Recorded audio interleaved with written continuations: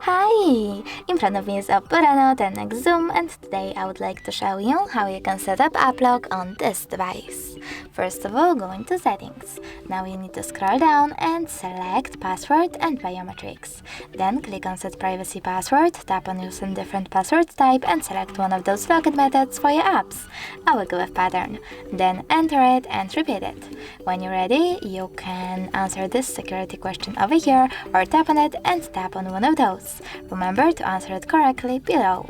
If you want to create your own question, you can do that by selecting Custom Question, typing in wherever you wish to. I will go with cat's name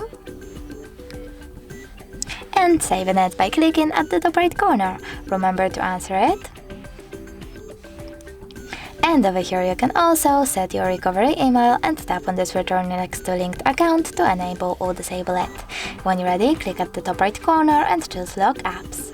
Then tap on the switchers next to apps that you wish to lock, like Calendar. So now when I click Home button and try to access it, as you can see, Pattern is required. Thanks so much for watching. If you enjoyed this video, don't forget to leave a like, comment and subscribe. Bye!